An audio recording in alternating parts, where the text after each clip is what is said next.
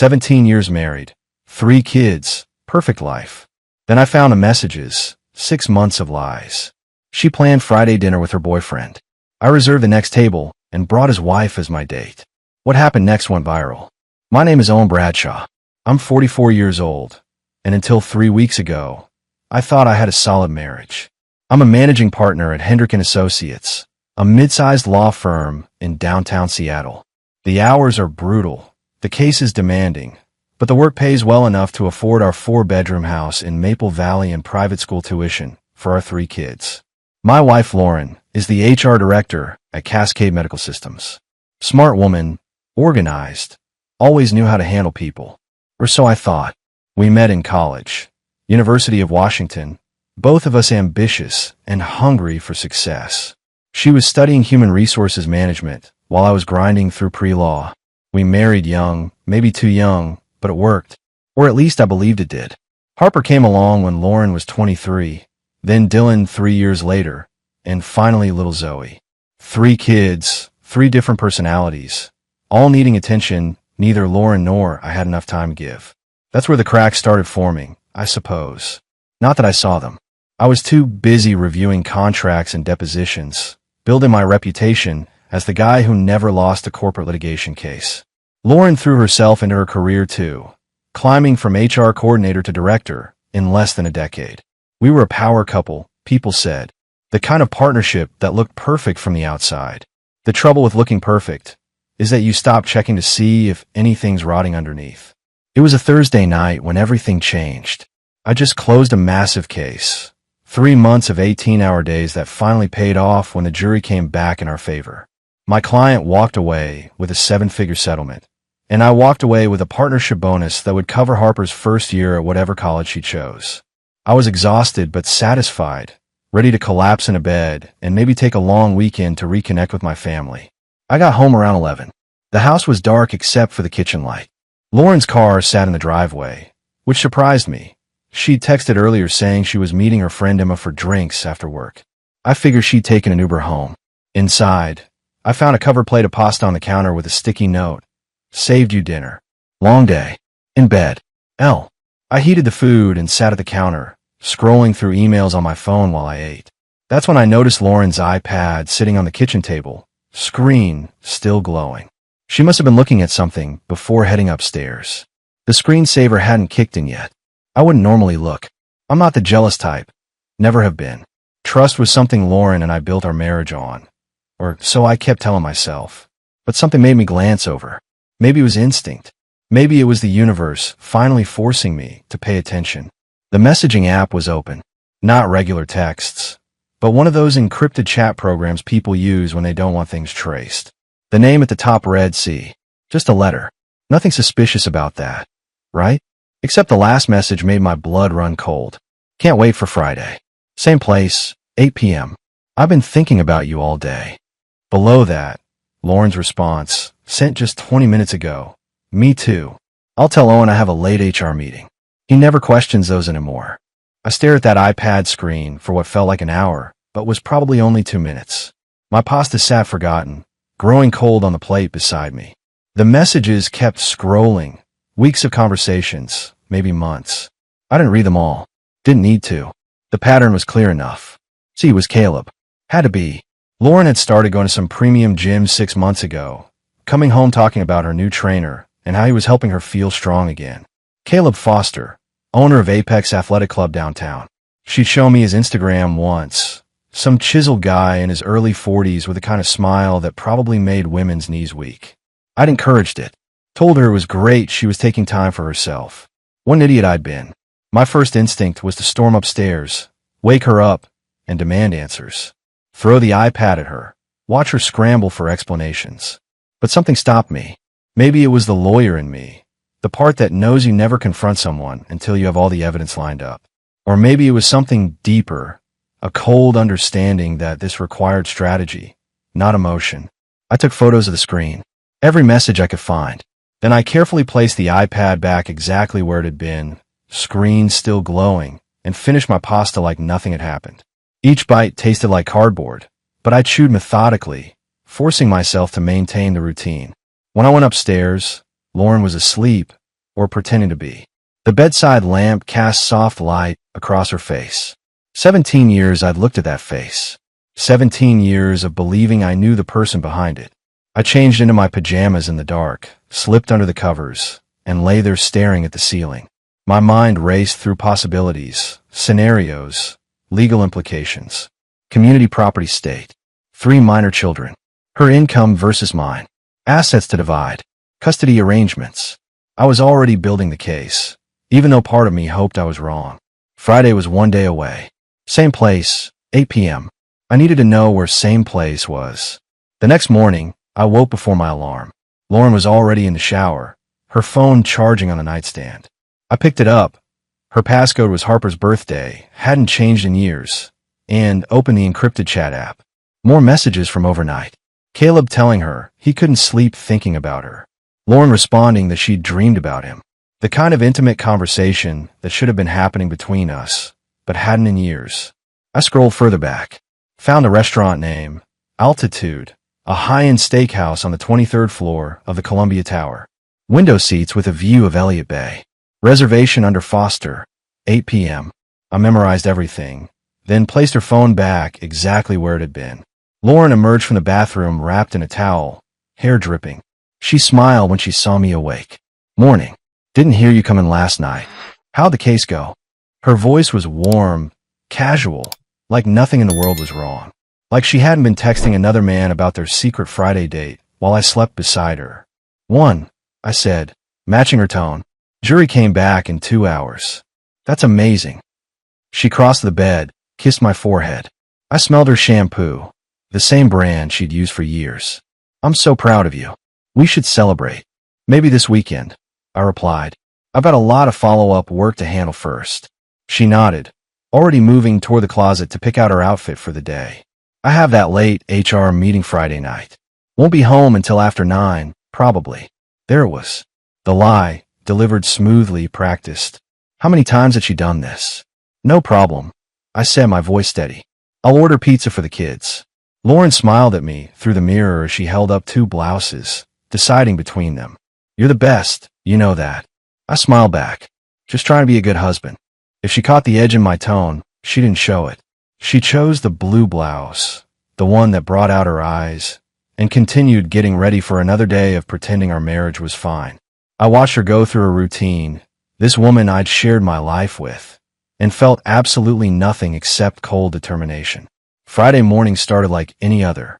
Lauren kissed me goodbye at 7:30, coffee thermos in hand, telling me she'd be late tonight because of that HR meeting. I watched her back out of the driveway, her BMW disappearing down the tree-lined street, and felt nothing but cold calculation. I'd spent the previous day doing what I do best, building an airtight case. Not in court this time, but against my own wife.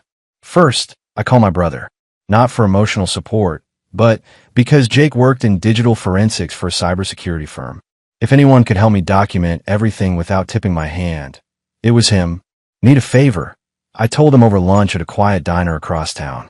I slid my phone across the table, showing him screenshots of Lauren's messages. Jake's face hardened as he scrolled. Owen, I'm sorry, man. How long has this been going on? At least 6 months, maybe longer. I need to know everything. Every message, every call, every location she's been to. Can you do that without her knowing? He nodded slowly. I can clone her phone data remotely if you can give me access to her iCloud for just 5 minutes. Everything backs up there. Messages, photos, location history. She'll never know. Done. She leaves her laptop at home most mornings. Jake pulled out a small USB drive. Install this software. It'll run in the background. Sync everything to a secure server I control. Takes about 3 minutes. That afternoon, while Lauren was at work and the kids at school, I followed Jake's instructions. The software installed silently, began its work. Within an hour, Jake texted me. Got it all. This is worse than you thought. Call me tonight. But I couldn't focus on that yet. I had another piece to put in place. I'd done my research on Caleb Foster. 30 minutes of Googling told me everything I needed. Owner of Apex Athletic Club, married to Melissa Foster for 12 years. She ran Foster Contemporary, an art gallery in Pioneer Square that featured up-and-coming Pacific Northwest artists. The gallery's website listed her email. I drafted a message, deleted it, Drafted another. How do you tell a complete stranger that her husband is sleeping with your wife? Finally, I kept it simple. Ms. Foster, my name is Owen Bradshaw. I'm an attorney here in Seattle, and I need to discuss a sensitive matter involving your husband and my wife. I believe we have mutual interests that require a private conversation. Would you be available to meet tomorrow afternoon? I can come to your gallery. I sent it before I could second-guess myself. Her response came within an hour. Mr. Bradshaw, I'll be at the gallery until 5 p.m. tomorrow. Come by at 4. I have a feeling I know what this is about. That last line told me everything. She already suspected. Maybe she found messages too. Maybe Caleb had done this before. Whatever the case, I wasn't alone in this. Friday evening arrived. I made spaghetti for the kids. Harper helped while Dylan set the table, and Zoe colored at the counter. Normal family dinner. Except one parent was missing, supposedly at a meeting, but actually preparing for a romantic dinner with someone else's husband. Where's Mom again? Harper asked, draining the pasta. HR meeting. Should be home by 9:30 or 10. Harper gave me a look I couldn't quite read. At 17, she noticed more than I gave her credit for. She's been having a lot of late meetings lately. I met her eyes. Yeah, she has. Something passed between us in that moment. Understanding, maybe, or suspicion. Either way, Harper didn't push further. At 7:45, I checked the tracking app I'd installed on my own phone that morning. Completely legal, since I own Lauren's phone line through her family plan. The little dot showed her at the Columbia Tower. Not at the office. Not at any meeting room. At Altitude, the restaurant on the 23rd floor. I smiled. Let her enjoy her evening. She had no idea what was coming. Saturday afternoon, I stood outside Foster Contemporary at 3:55, studying the gallery through the large windows. Modern art pieces hung on white walls. Abstract paintings, metal sculptures, photography that probably meant something to people who understood such things. A few customers browsed inside. Melissa Foster stood behind a minimalist desk near the back, talking with an elderly couple. Even from outside, I could see why Caleb had married her. Tall, elegant, with dark hair pulled into a sleek bun. She wore black trousers and a silk blouse. Looked every bit the successful gallery owner. I pushed through the door. A soft chime announced my arrival. Melissa glanced up, and our eyes met. She knew immediately who I was. The couple she'd been helping made their exit, promising to think about a particular sculpture. Once they were gone, she approached me with measured steps. Mr. Bradshaw? Owen, please. I extended my hand. She shook it firmly, her grip strong. Melissa, come to my office in the back. I followed her past the displayed artwork to a small office with a glass desk and 2 modern chairs. She closed the door, gestured for me to sit, then took the chair across from me. You were right, she said before I could speak. I know what this is about. Lauren Bradshaw, HR Director at Cascade Medical. Your wife. I blinked, surprised. You knew. I suspected. Found hotel charges on our joint credit card 3 months ago. Caleb said they were for client meetings. Then I found text messages. Nothing explicit, but enough. Her voice was controlled, professional, but I caught the edge of pain underneath. I hired a private investigator last month. He confirmed everything. Your wife and my husband have been meeting every Friday for the past 6 months. I pulled out my phone, showed her the screenshots I'd taken. Same story on my end. Just found out 3 days ago. Melissa studied the messages, her jaw tightening. They think they're so clever. Secret apps, coded language. But they're just cliches. The cheating spouse playbook, word for word.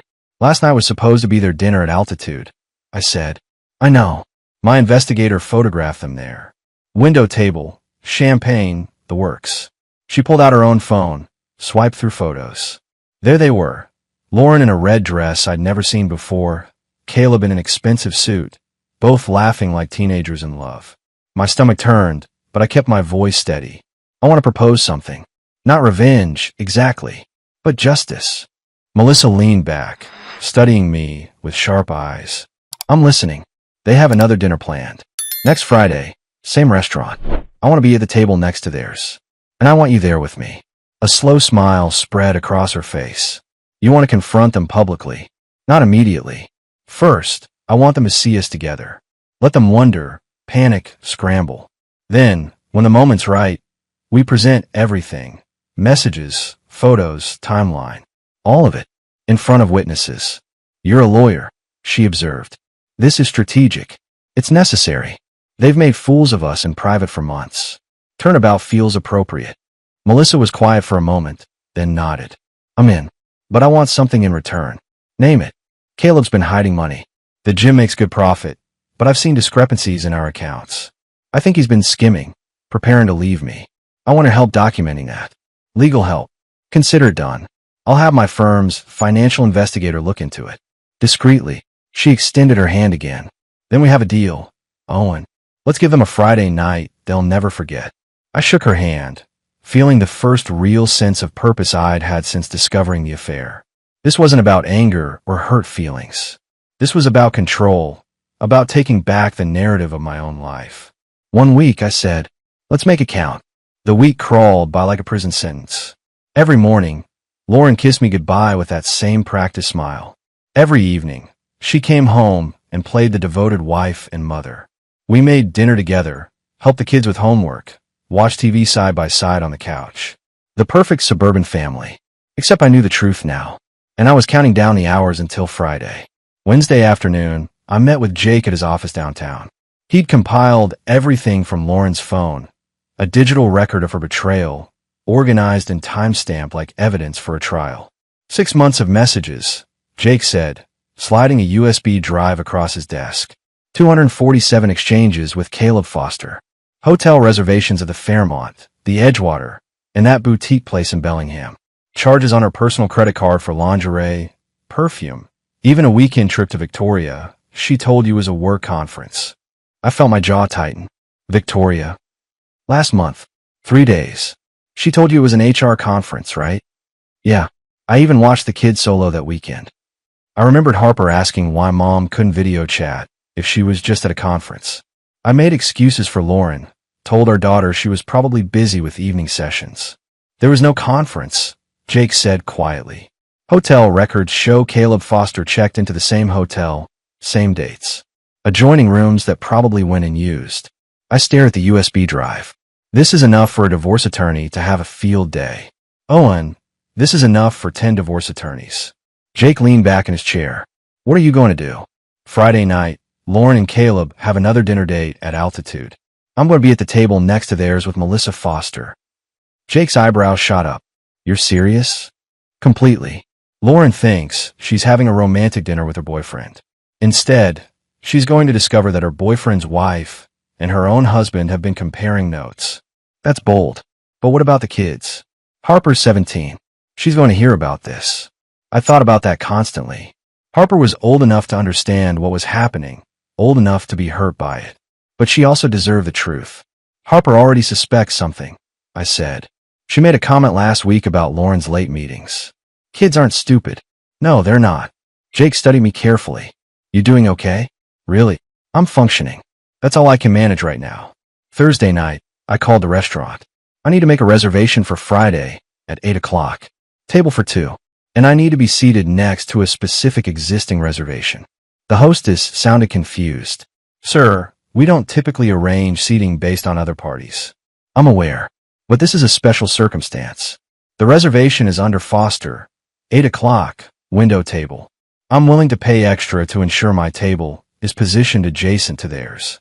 There was a long pause. May I ask why? Personal matter. I assure you it won't cause a disturbance. Just a conversation that needs to happen in a specific setting. Another pause. Let me speak with my manager. 5 minutes later, she returned. Sir, my manager says we can accommodate your request.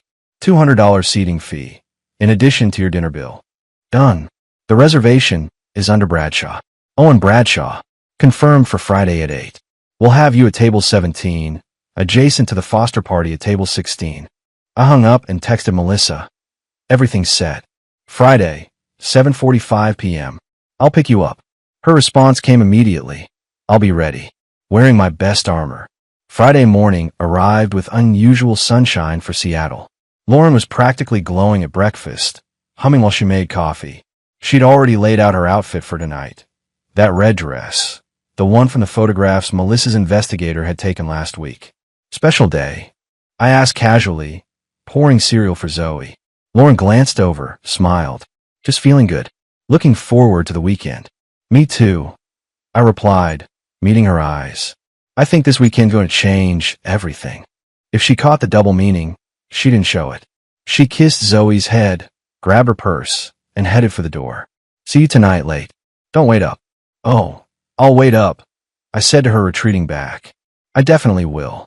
After she left, Harper came downstairs, already dressed for school. She looked at me with those perceptive 17-year-old eyes. Dad, is everything okay? I could have lied. Should have, probably. But I was tired of lies. Not yet, sweetheart. But will be. At 7:30, I stood in front of my closet, deciding what to wear to my wife's date with another man. I settled on a charcoal suit, white shirt, no tie. Professional, but not formal. The kind of outfit that said I was in control. Dylan knocked on my bedroom door. Dad, where are you going? Business dinner, I said, which wasn't entirely a lie. This was business, the business of ending my marriage with dignity. On a Friday night, sometimes the important meetings happen at inconvenient times. I drove to Melissa's gallery, arriving at 7:45 exactly. She was waiting outside, stunning in a black dress that made a statement. Her dark hair fell loose around her shoulders, and she wore heels that brought her almost to my height. Ready? I asked as she slid into the passenger seat. More than ready. Let's do this. We arrived at the Columbia Tower at 8:05, deliberately late. Let Lauren and Caleb get comfortable first. Let them think they had the whole evening ahead of them. The elevator ride to the 23rd floor felt eternal. Melissa stood beside me, calm and collected, while my heart hammered against my ribs. This was really happening. The hostess recognized my name immediately. Mr. Bradshaw, your table is ready. Right this way. She led us through the restaurant, past the bar, toward the window tables with their spectacular views of Elliott Bay. And there they were, Lauren and Caleb at table 16, heads close together, laughing at something. Lauren's hand rested on Caleb's arm. Intimate, comfortable, like they'd been doing this forever. The hostess guided us to table 17, literally 3 feet away. Lauren saw me first. Her eyes went wide, her face draining of color so fast I thought she might faint. Her hand jerked away from Caleb's arm like she'd been burned. Caleb turned to see what had startled her, and his expression matched Lauren's, pure shock. Then he saw Melissa beside me. His shock morphed into something else. Fear, maybe. Or the realization that his carefully constructed lie was collapsing in real time. Owen, Lauren's voice came out as a strangled whisper. What are you doing here? I pulled out Melissa's chair, waited for her to sit, then took my own seat. Calm, controlled, every movement deliberate. Having dinner, I said pleasantly. Same as you. What a coincidence running into you here. I thought you had an HR meeting tonight. Lauren's mouth opened and closed. No words came out. Melissa leaned forward slightly, her voice cool. Hello, Caleb. Surprised to see me? Melissa, I can explain, Caleb started. Oh, I'm sure you can. Melissa interrupted smoothly. You're very good at explaining. Very creative, actually. Though I have to say, working late with clients is a bit cliché, don't you think? Other diners were starting to notice. A couple at a nearby table had stopped eating, watching our little drama unfold. Lauren found her voice. Owen, this isn't what it looks like. I laughed. Actually laughed. Really? Because it looks like you're having a romantic dinner with Caleb Foster, owner of Apex Athletic Club, who happens to be married to Melissa here. You told me you had an HR meeting. But unless HR meetings now involve champagne and holding hands over candlelight, I think you might be confused about what qualifies as work. How did you? Lauren began, then stopped. The calculation in her eyes was almost visible. She was trying to figure out how much I knew, how much I could prove. How did I know? I pulled out my phone, set it on the table between us. Because you left your iPad unlocked last week. Because I've been tracking every message, every lie, every hotel reservation for the past 10 days. And because Melissa and I have been comparing notes. Caleb's face had gone from shock to angry. You had no right. I had every right, I said, my voice hardening. She's my wife. You're having an affair with my wife. I have all the rights in the world to know the truth. The server approached our table, clearly sensing the tension, but professionally obligated to do her job. Good evening. Can I start you with drinks? Actually, Melissa said, her voice cutting through the awkwardness. I think we're ready to order. We won't be here long. The server nodded quickly and retreated. Lauren's eyes were filling with tears. Owen, please. Can we talk about this privately? Privately. I leaned back in my chair. Like you and Caleb have been talking privately for 6 months? No, Lauren. We're done with private. This conversation happens here, now, with witnesses. The server returned with water glasses, her hands trembling slightly as she set them down. The tension at our tables was thick enough to cut with a knife. Other diners had stopped pretending not to watch. This was better than any Friday night entertainment. Lauren's tears were flowing freely now, mascara streaking down her cheeks. Owen, please. Can we go somewhere private and talk about this like adults? Like adults. I kept my voice level controlled. Adults don't lie to their spouses for 6 months. Adults don't sneak around behind their partner's back. You want to talk like adults? Fine. Let's start with the truth. I pulled out the folder I'd been keeping in my jacket. Inside were printed screenshots, hotel receipts, credit card statements, everything Jake had compiled for me. February 14th, I said, sliding the first receipt across the table. It landed in the middle of the white tablecloth, damning in its clarity. Valentine's Day. You told me you had to work late on that regional compliance review. Instead, you checked into the Fairmont Olympic with Caleb. Room 847. Charge dinner and champagne to your personal credit card. Lauren stared at the receipt like it was a snake. How did you? March 21st through 23rd. That HR conference in Victoria you absolutely couldn't miss. Except there was no conference. I slid another set of papers across. Hotel records show Caleb Foster checked into the same hotel, adjoining rooms. You spent 3 days with him while I handled 3 kids solo. Melissa leaned forward, adding her own documentation to the pile. And let's talk about the money, shall we?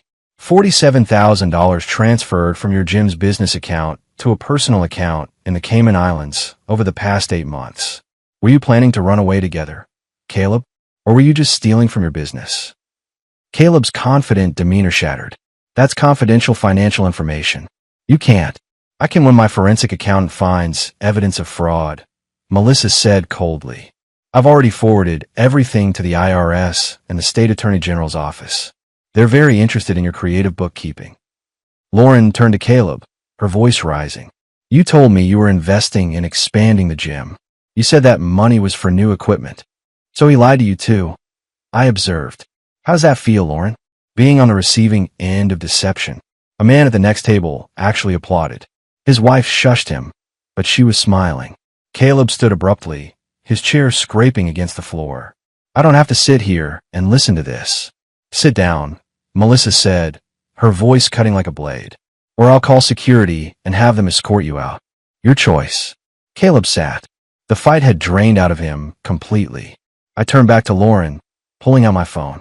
But my favorite piece of evidence is this. Your messages to Caleb from 2 days ago. I read aloud from the screen. Owen's so focused on work, he barely notices I exist anymore. He's like a robot, predictable, boring, always doing the right thing. I need someone who makes me feel alive. Lauren's face went crimson. That was private. Nothing's private when you're cheating on your spouse, I replied. You want to know what's funny? While you were complaining about how boring and predictable I am, I was working 80-hour weeks to pay for our house, our kids' private schools, your car. Everything you enjoy, I provided. And this is how you repay me.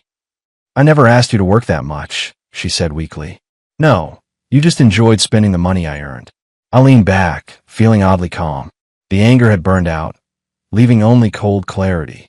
Here's what happens next. Monday morning, my attorney files for divorce. You get 30 days to move out of the house. I'm keeping primary custody of Harper, Dylan, and Zoe. You can't take my children. I'm not taking them. You gave them up when you chose to destroy our family. I gestured to the pile of evidence. Any judge who sees this will understand why the kids need stability, not a mother who's been lying to them for months. Melissa stood, gathering her things. I think we're done here. Owen, thank you for tonight. It was illuminating. I stood as well, leaving a $100 bill on the table. That should cover our water. Lauren, I'll see you at home. Eventually. Take your time. As Melissa and I walked away, I heard Lauren sob behind us, raw and broken. Caleb was trying to calm her down, his voice low and urgent. Other diners watched us leave with a mixture of shock and fascination. In the elevator, Melissa turned to me. How do you feel? Like I just performed surgery without anesthesia. I admitted. Necessary, but brutal. They deserved it. Maybe. But our kids didn't deserve any of this. The elevator doors opened to the parking garage, and we stepped out into the cool Seattle night. I didn't go home right away. After dropping Melissa at her gallery, I drove aimlessly through Seattle, watching the city lights blur past. My phone buzzed constantly. Text from Lauren that I didn't read, a voicemail I didn't listen to. Whatever she had to say could wait. At midnight, I finally pulled into our driveway. Lauren's car wasn't there yet. The house was dark except for Harper's bedroom light. Of course she was still awake. 17-year-olds never sleep.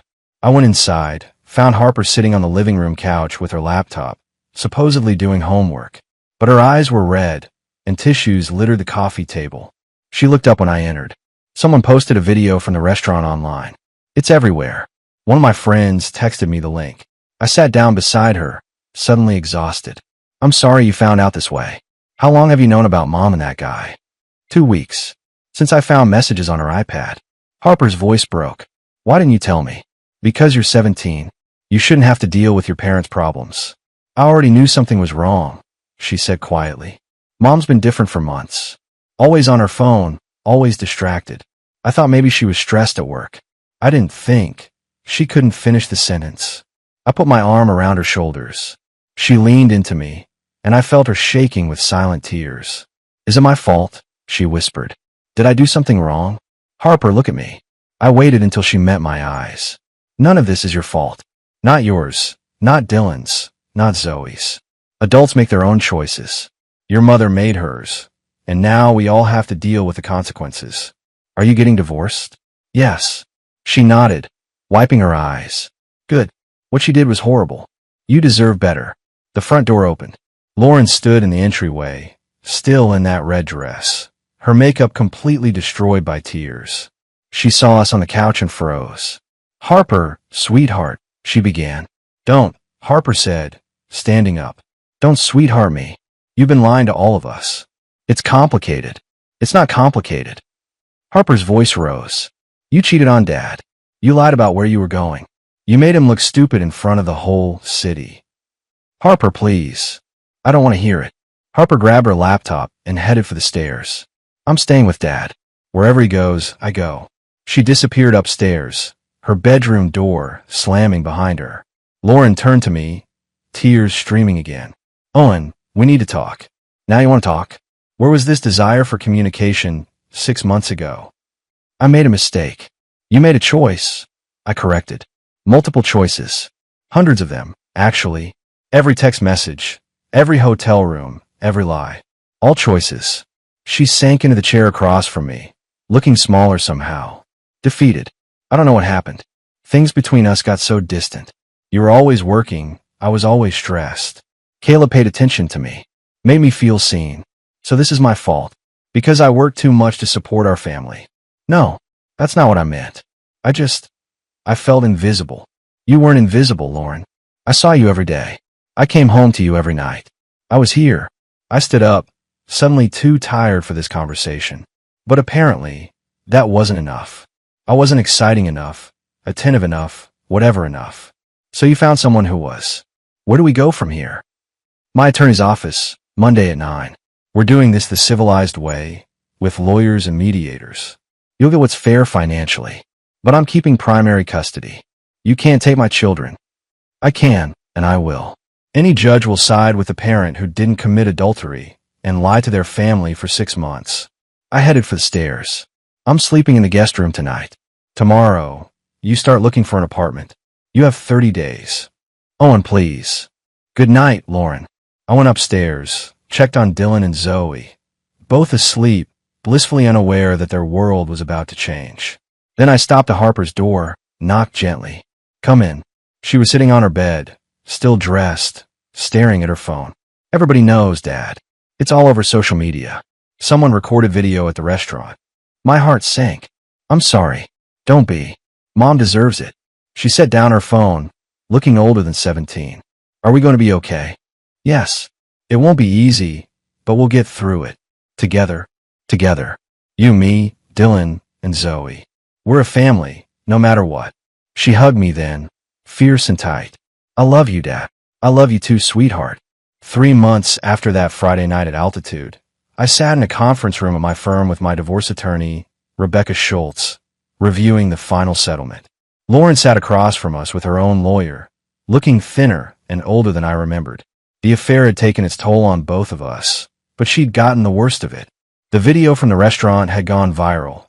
8 million views on TikTok, picked up by local news stations, even featured on a national morning show about infidelity.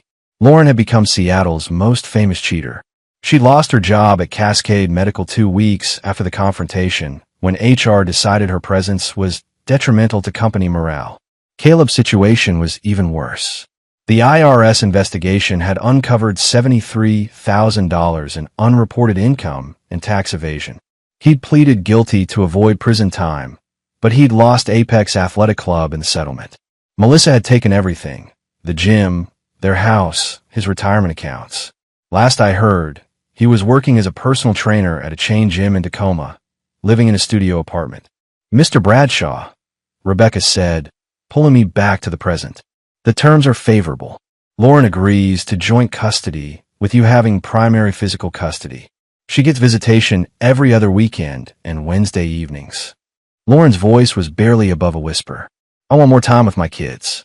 Then you shouldn't have cheated on their father, Rebecca said flatly. The judge reviewed the evidence. You're lucky to get any custody at all. The house, I asked, stays with you. Lauren receives 38% of marital assets, which comes to approximately $215,000.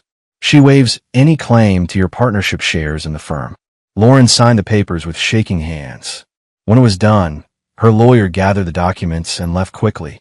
Lauren remained seated, staring at the table. Can we talk? She asked quietly. Just for a minute. Rebecca looked at me. I nodded, and she stepped outside, closing the door behind her. I'm sorry, Lauren said. I know that doesn't fix anything, but I need you to know I'm sorry. I appreciate that, but sorry doesn't undo 6 months of lying. I know. She wiped her eyes. Harper won't talk to me. She hangs up when I call. Dylan's barely civil. Even Zoe seems angry. You broke their trust. That takes time to rebuild. Will they ever forgive me? I don't know. That's between you and them. I stood, ready to leave. But I won't poison them against you, if that's what you're worried about. They'll form their own opinions.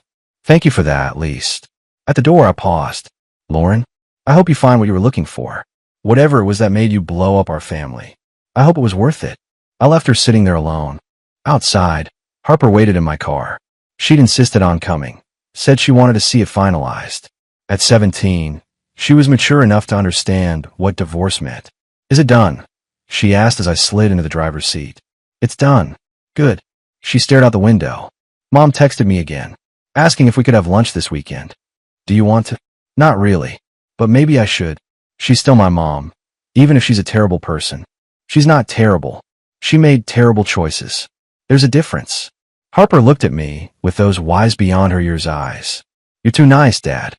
After what she did, I'd never forgive her. You might surprise yourself. Forgiveness isn't for her benefit. It's for yours. Holding on to anger only hurts you. We drove home in comfortable silence. Dylan and Zoe were there when we arrived, both doing homework at the kitchen table. Normal Friday afternoon, except Lauren wasn't there to make dinner. That was my job now. Pizza or Chinese? I asked. Pizza. Zoe shouted. Dylan just nodded. While we waited for delivery, I watched my 3 kids, Harper helping Zoe with math, Dylan on his laptop probably gaming instead of doing homework. Our family looked different now. Smaller. But we were still a family. My phone buzzed. Text from Melissa Foster. Divorce finalized today. Starting fresh. Thank you for everything. I typed back. Same here. Good luck with the new gallery location. She'd moved forward faster than I had. Already opened a second gallery space. Was dating someone new. An architect she'd met at an art show. I was happy for her. At least one of us was finding our footing. 9 months later, I stood in the backyard watching Dylan and Zoe chase each other around the lawn while Harper sat on the porch steps, texting friends. Spring had finally arrived in Seattle, bringing with it sunshine and warmth that felt symbolic somehow. Life had settled into a new rhythm. The kids had adjusted better than I'd expected. Dylan still had anger issues, acting out at school, getting into fights, but his therapist said it was normal for kids processing divorce. Zoe cried sometimes at night, missing the way things used to be. Harper had become my co-parent, helping with dinners and homework, growing up faster than I would have liked. Lauren saw them every other weekend. The visits were awkward at first, but gradually they'd found a new normal. She'd moved to Tacoma, taken a job as an HR consultant, making half what she used to earn. Her relationship with Caleb had imploded 3 weeks after the restaurant confrontation. Turns out their romance couldn't survive reality. She'd apologized to the kids multiple times. Harper had accepted it grudgingly. Dylan still wouldn't talk to her about it. Zoe had forgiven her almost immediately, the way 9-year-olds do. My phone rang. Unknown number. Owen Bradshaw. I answered. Mr. Bradshaw, this is Catherine Wu from the Washington State Bar Association. I'm calling about the character witness statement you provided for Melissa Foster's civil suit against Caleb Foster. Yes, I remember. Is there a problem? No problem at all. The suit was settled this morning. Mrs. Foster received full restitution plus damages. I wanted to thank you for your testimony. Glad I could help. After hanging up, I felt a sense of closure. Melissa had gotten her justice. Caleb had paid for his fraud. The legal system had actually worked for once. Harper came over, flopped down on the grass beside me. Dad, can I ask you something? Always. Do you think you'll ever date again? Like find someone new? I considered the question. Maybe eventually. Not anytime soon. Good. We're not ready for a stepmom yet. Noted. She picked at the grass. I saw Mom yesterday. She seems sad. I imagine she is. Do you still love her? I thought about that carefully. I love the person I thought she was. The person she actually turned out to be? No. That person hurt all of us too badly. That makes sense. Harper leaned her head on my shoulder. I'm glad we stayed with you. Me too, sweetheart. Dylan came running over, out of breath. Dad, can we go to the batting cages tomorrow? Coach says I need to work on my swing. Sure. 9 o'clock. Perfect. He ran off again, full of 10-year-old energy. I watched him go, thinking about how resilient kids were. They'd been through hell, but they were bouncing back. My phone buzzed again. Text from Jake. Beer tonight? Bring the crew. I looked at my 3 kids, at the home we'd built from the ruins of betrayal. We'd survived. More than that, we were thriving. Who wants to go see Uncle Jake tonight? I called out. 3 enthusiastic responses. Zoe came running, Dylan right behind her. Harper stood, brushing grass from her jeans. As we headed inside to get ready, I felt something I hadn't felt in months. Not happiness exactly, but contentment. Peace. The future stretched ahead, uncertain, but full of possibility. I had my kids, my career, my integrity intact. Lauren had made her choices. I'd made mine. And I'd chosen to be the kind of man my children could respect. The kind of father who showed them that dignity and honesty mattered more than revenge or bitterness. That evening, as we sat around Jake's backyard with burgers and laughter, Dylan asked out of nowhere, Dad, are you happy? I looked at my brother and my 3 kids, at the life we'd built together from broken pieces. Yeah, buddy, I am. And I meant it.